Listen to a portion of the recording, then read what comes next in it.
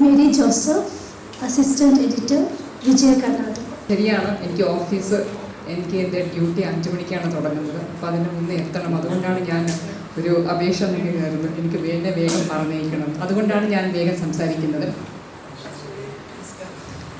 ഒരുപക്ഷെ ഒരു പുസ്തകത്തിൻ്റെ ഒരു കൃതിയുടെ അവലോകനം അത് മലയാളത്തിൽ ഞാൻ ആദ്യമായിട്ടാണ് ചെയ്യുന്നത്. കാരണം ഞാൻ ജോലി ചെയ്യുന്നത് ഒരു കന്നഡ പത്രത്തിലാണ്. ആദ്യമായിട്ട് ഞാൻ പറഞ്ഞു, ഞാനൊരു സാഹിത്യകാരിയൊന്നുമല്ല. പക്ഷേ ഒരു ജേർണലിസ്റ്റ് എന്ന നിലയിലാണ് ഞാൻ ഈ കൃതിയെ വായിച്ചതും ആ വായിച്ചപ്പം എൻ്റെ അഭിപ്രായം ഞാൻ കണ്ടുപിടിച്ച് എനിക്ക് തോന്നിയ 2 അഭിപ്രായങ്ങൾ നിങ്ങളുടെ മുന്നിൽ ഞാനത് പറയാൻ ഞാൻ ആഗ്രഹിക്കുന്നത്. അതുകൊണ്ട് ഞാൻ 2-3 പോയിന്റ്സ് ഞാൻ എഴുതിയെടുത്തുകൊണ്ട് വന്നിട്ടുണ്ട്. അത് ഞാൻ എല്ലാം പറയാൻ ആഗ്രഹിക്കുന്നില്ല, പക്ഷെ ചില കാര്യങ്ങൾ എനിക്ക് പറഞ്ഞേ പറ്റും. മാം പറഞ്ഞു കഥയുടെ എല്ലാ അംശങ്ങളും പറഞ്ഞു കഴിഞ്ഞാൽ ഒരു ക്യൂരിയാസിറ്റി പോകുമെന്ന് പറഞ്ഞിരുന്നു. പക്ഷെ എനിക്ക് തോന്നിയത് എനിക്ക് കുറച്ചെങ്കിലും കാര്യങ്ങൾ പറയണം. അതുകൊണ്ടാണ് ഞാൻ 2 ദിവസം എടുത്തത്. പക്ഷേ ഒരു ദിവസം കൊണ്ട് നമുക്ക് വായിച്ചു തീർക്കാവുന്ന ഒരു പുസ്തകം തന്നെയാണ്. പക്ഷേ ഞാൻ എൻ്റെ ഒരു ജോലിയുടെ ഇടയ്ക്ക് ഇരുന്ന് 2 ദിവസം കൊണ്ട് വായിച്ചു പോയ ഒരു കൃതിയാണ്. കുട്ടികളുടെ ഈ സാഹിത്യ ലോകത്ത് ഈ ഉൽക്ക എന്ന് പറയുന്ന ഈ കൃതി ഒരു വ്യത്യസ്ത അനുഭവം തന്നെയാണ്. കുട്ടികളുടെ മനസ്സിനെ സ്പർശിക്കുന്ന ഒരുപാട് കാര്യങ്ങൾ ഇതിനകത്തുണ്ട്. അതുകൊണ്ട് വായനക്കാരനെ ആദ്യം മുതൽ അവസാനം വരെ പിടിച്ചിരുത്തുന്ന ഒരു കൃതി കൂടിയാണ്. നമ്മളിവിടെ മനസ്സിലാക്കേണ്ട ഒരു കാര്യമാണ്, പഴയ അന്വേഷണ കഥകളുടെ പതിപ്പുകളെ ആവർത്തിക്കാതെ ഇന്നത്തെ കുട്ടികൾ ഏറെ ഇഷ്ടപ്പെടുന്ന, അവരെ കൂടെ ഉൾക്കൊള്ളിക്കുന്ന ടെക്നോളജി എന്ന് പറയുന്ന ഒരു സംഭവം അത് ഈ ഉൽക്കയുടെ ഭാഗമായി മാറിയിരിക്കുന്നത് എന്നതാണ് ഈ ഉൽക്കയുടെ ഒരു സവിശേഷത എന്ന് വേണമെങ്കിൽ നമുക്ക് പറയാം. അമേരിക്കയിൽ നിന്ന് ജോലിയൊക്കെ അവസാനിപ്പിച്ചിട്ട് നാട്ടിലേക്ക് മടങ്ങിയെത്തുന്ന ഒരു അജിത്, ഞാൻ കുറച്ച് കാര്യങ്ങളൊക്കെ പറയും. എനിക്ക് തോന്നുന്നു നിങ്ങളിൽ ഇവിടെ ഇരിക്കുന്നവർ പലരും കൃതി വായിച്ചിട്ടുണ്ടായിരിക്കാം. അജിത് എന്ന വ്യക്തിയുടെ വീട്ടിൽ സൂക്ഷിച്ചു വെച്ചിരിക്കുന്ന ഒരു കല്ല്, അതിനെ ഒരു കൂട്ടം കുട്ടികൾ അത് ഉൽക്കയാണെന്ന് അവരെ തെറ്റിദ്ധരിക്കുന്നു. അവരുടെ ഒരു കൗതുകമാണ് അതിൻ്റെ അന്വേഷണത്തിലേക്ക്, അത് എന്താണെന്നുള്ള അന്വേഷണത്തിലേക്ക് അവരെ നയിക്കുന്നത്. ഈ യാത്രയിൽ അവരൊരു കുട്ടി ഷെർലോക്ക് ഹോംസായി മാറുന്നു എന്നുള്ളത് ഒരു കഥയുടെ പ്രത്യേകത കൂടിയാണ്. ഇവിടെ ഒരു പഴമയുടെയും ആധുനികതയുടെയും ഒരു സംഗമം കൂടിയുണ്ട് ഈ കൃതി. ആ സംഗമം തന്നെയാണ് ഈ കൃതിയെ വിശ്വസനീയവും സ്വാരസ്യകരവുമാക്കി തീർക്കുന്നത്. ഇവിടെ ഈ കുട്ടികളുടെ സംഘത്തിലെ ഒരു ശ്രദ്ധേയമായ ഒരു കഥാപാത്രമാണ് ഒരു കൃഷ് എന്നൊരു പയ്യൻ. മാം പറഞ്ഞ പോലെ ആ കൃഷിന് ഒരു അപൂർവമായ ഒരു രോഗമുണ്ട്. ആൾക്കാരെ മുഖം കണ്ടവർക്ക് തിരഞ്ഞെടുക്കാനോ ഒരു മനസ്സിലാക്കാൻ സാധിക്കാത്ത ഒരു അപൂർവ രോഗമുണ്ട്.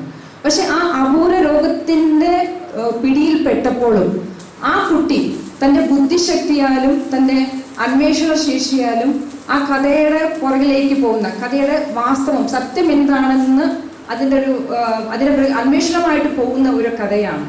ഇവിടെ നമ്മൾ ഒരു കാര്യം മനസ്സിലാക്കേണ്ടത്, അവിടെ ഒരു അസുഖത്തിൻ്റെ കാര്യം പറഞ്ഞു, പ്രോസോപാഗ്നേസിയ. അപ്പം എനിക്ക് തോന്നിയത് ഈ നോവൽ എഴുതുന്നതിന് മുന്നേ ഈ എഴുത്തുകാരൻ ഇല്ലെങ്കിൽ ഒരു നോവലിസ്റ്റായ പ്രേംരാജ് വളരെയേറെ ഹോംവർക്ക് ചെയ്തിട്ടുണ്ട് എന്നുള്ളത് ഒരു വാസ്തവം തന്നെയാണ്, ഒരു സത്യം തന്നെയാണ്. കാരണം ആ അസുഖം എന്താണ്, അതിൻ്റെ ലക്ഷണങ്ങൾ എന്താണെന്ന് വളരെ വിശദമായിട്ട് തന്നെ അതിനകത്ത് ഉൾപ്പെടുത്തിയിട്ടുണ്ട്. അതുപോലെ ഈ കുട്ടികൾ കൃഷിൻ്റെ ഒരു സഹപാഠികളുടെ പേര് പറയുമ്പോഴും അതിൻ്റെ ഒരു ഭാഗത്ത് ബാംഗ്ലൂരിൽ പഠിച്ചിരുന്ന സമയത്ത് കൃഷിൻ്റെ സഹപാഠികളായ കുറച്ച് പിള്ളേരുടെ പേര് പറയുന്നുണ്ട്. ആ പേര് സെലക്ട് ചെയ്യുന്ന സമയത്തും ഓരോ കഥാപാത്രങ്ങളുടെ നിർമ്മിതിയിലും ഒരു തരത്തിലും കൃത്രിമത്വം കാണിച്ചിട്ടില്ല എഴുത്തുകാരൻ എന്ന് പറയുന്നത് സത്യം തന്നെയാണ്. കുട്ടികളുടെ സംഭാഷണത്തിലേക്ക് നമ്മൾ ചെന്നു കഴിഞ്ഞാൽ വളരെ സ്വാഭാവികമാണ്. ആദ്യം പറഞ്ഞു, ലളിതമായ ഒരു ഭാഷയാണ് അതിന് യൂസ് ചെയ്തിരിക്കുന്നത്. അതുകൊണ്ട് ആദ്യം മുതൽ അവസാനം വരെ അടുത്തതെന്ത് നമുക്കൊരു കൗതുകം നിറഞ്ഞ ഒരു വായനയിലൂടെ നമ്മളെ നയിച്ചുകൊണ്ട് പോകും. ഈ സംഭാഷണം വളരെ സ്വാഭാവികമാണ്. മാത്രമല്ല അതിൽ കുറച്ച് നർമ്മബോധവും കലർന്നിട്ടുണ്ടെന്നാണ് ഞാനത് ചിന്തിക്കുന്നത്. കാരണം അതിൻ്റെ ഇടയ്ക്കും ആദ്യമേ പറയും, കാരണം അവർ ഉൽക്കയെന്ന് തെറ്റിദ്ധരിക്കുമ്പോഴാണ് യഥാർത്ഥമായ കഥ തുടങ്ങുന്നത് എന്നാണ് ഞാൻ വിശ്വസിക്കുന്നത്. അത് നിനക്കറിയാമോ, ഒരു കൂട്ടം കുട്ടികളിരുന്നു, നിനക്കറിയാമോ അത് ഉൽക്ക എന്ന് പറയുമ്പം ബാക്കി കുട്ടികൾ പറയും പോടോ ഒന്ന് ഉലക്ക എന്ന് പറയുമ്പം ഞാൻ ചിരിച്ചിട്ടുണ്ട്. അതുപോലെ ഈ അവരുടെ സംഭാഷണത്തിനടുവിൽ കൂട്ടുകാരും കൃഷ്ണനോട് പറയുന്ന ഒരു കാര്യമുണ്ട്, നിനക്ക് ബാംഗ്ലൂരിൽ ഇത് തന്നെയായിരുന്നു ജോലി എന്ന് പറയുമ്പോഴൊക്കെ വളരെ നർമ്മം കലർന്നിട്ടുണ്ട് എന്ന് വേണമെങ്കിൽ നമുക്കത് പറയാം. ഞാനത് ചിരിച്ചത് കൊണ്ടാണ് എനിക്കത് നർമ്മം കലർന്നിട്ടുണ്ടെന്ന് എനിക്ക് തോന്നിപ്പോയത്. അതുകൊണ്ട് കുട്ടികൾ വായിക്കാൻ തുടങ്ങിക്കഴിഞ്ഞാൽ അവരെ പിടിച്ച് നിർത്തുന്ന ഒരു നോവലായിട്ട് തന്നെയാണ് ഞാൻ ഇതിനെ കണ്ടിരിക്കുന്നത്. പിന്നെ ഈ കഥാപാത്രത്തിൽ ഒരു ഹാച്ചി എന്ന് പറഞ്ഞ ഒരു പട്ടിക്കുട്ടിയുടെ ഒരു സാന്നിധ്യം നമുക്ക് ഉടനീളം കാണാൻ സാധിക്കും. ആ പട്ടിക്കുട്ടിയെ കുറിച്ച് പോലും ഒരു വിശദീകരണങ്ങളൊക്കെ ഉണ്ട്. ആ കൃഷിനെ ചുറ്റിപ്പറ്റി നടക്കുന്ന കൃഷിൻ്റെ ഒരു സന്തത സഹചാരിയായിട്ട് മാറുന്ന ആ പട്ടിക്കുട്ടി ഈ കൃതിക്ക് ഒരു ആകർഷണം തന്നെയാണ്. കുട്ടികളുടെ അന്വേഷണം ഇങ്ങനെ മുന്നോട്ട് നീണ്ടുപോകുമ്പോൾ അവസാനം അവർക്കത് മനസ്സിലാകുന്നു, അവർ ഉൽക്കയെന്ന് തെറ്റിദ്ധരിച്ച ആ ഒരു കല്ല് അത് ഉൽക്കയല്ല, അതിൻ്റെ അകത്ത് കുറേ അമൂല്യമായ രത്നങ്ങൾ ഒളിഞ്ഞു കിടപ്പുണ്ട് എന്ന് അവർക്കത് മനസ്സിലാവും. അവരെല്ലാം അവസാനം പോലീസാണത് കണ്ടുപിടിക്കുന്നത്. അപ്പം അവർക്ക് അതിലൂടെ അതിൻ്റെ പിന്നിൽ ഒരു മോഷ്ടാവിൻ്റെ ഒരു മോഷണത്തിൻ്റെ കഥയുണ്ടെന്നും അവസാനം അത് തെളിയിക്കപ്പെടുന്നു. ഇങ്ങനെയാണ് കഥ അവിടെ അവസാനിക്കുന്നത്. ഞാൻ ആദ്യം പറഞ്ഞതുപോലെ ഒരു ലളിതമായ ഭാഷ, ഇന്നത്തെ കുട്ടികളുടെ താല്പര്യം ഇവെല്ലാം ഉൾക്കൊള്ളുന്ന ഒരു ഉള്ളടക്കം ഉൽക്കയെ ഒരു സമകാലിക കുട്ടികളുടെ നോവലായി മാറ്റി എന്ന് വേണമെങ്കിൽ നമുക്ക് പറയാം. മാത്രമല്ല ഒരു കുറച്ച് സാഹസികതയുണ്ട്, ശാസ്ത്രബോധവും അടങ്ങിയിരിക്കില്ല, ഒരുമിച്ച് പകർന്നു നൽകുന്ന ഈ കൃതി കുട്ടികൾക്ക് വായനയുടെ ഒരു ആനന്ദം നൽകുന്നതിനൊപ്പം ചിന്തയുടെ വാതിലുകളും തുറക്കപ്പെടുന്നു എന്നാണ് ഞാൻ വിശ്വസിക്കുന്നത്.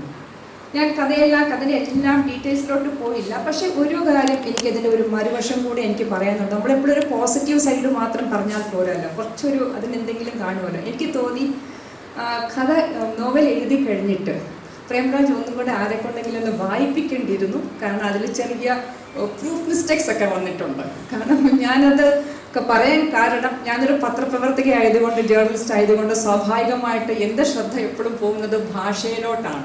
അപ്പോൾ ഒന്ന് രണ്ട് സ്ഥലത്ത് അക്ഷരത്തെറ്റുകളൊക്കെ ഉണ്ട്. അത് ഒന്നും കൂടെ വായിച്ചിരുന്നെങ്കിൽ ആ നല്ലൊരു ഫ്ലോയിലൂടെ കഥ പോകുമായിരുന്നു, പുസ്തകം പോകുമായിരുന്നു എന്ന് എനിക്ക് തോന്നി. അതല്ലാതെ കൊണ്ട് എനിക്ക് വേറെ ഇതിനെക്കുറിച്ച് നെഗറ്റീവായിട്ട് പറയാനൊന്നുമില്ല.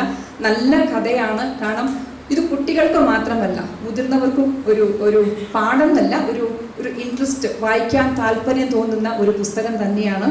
മൊത്തത്തിൽ നമുക്ക് പറയുവാണെങ്കിൽ ഒരു മലയാളത്തിൻ്റെ ബാലനോവൽ കുട്ടികളുടെ സാഹിത്യത്തിൽ ഒരു പുതുമ നിറഞ്ഞ ഒരു നോവലായിട്ട് നമുക്കിതിനെ കണക്കാക്കാം എന്ന് പറഞ്ഞ് എൻ്റെ ഒരു ചെറിയ ഒരു അഭിപ്രായം നിങ്ങളുമായിട്ട് പങ്കുവെച്ചു. നന്ദി, നമസ്കാരം.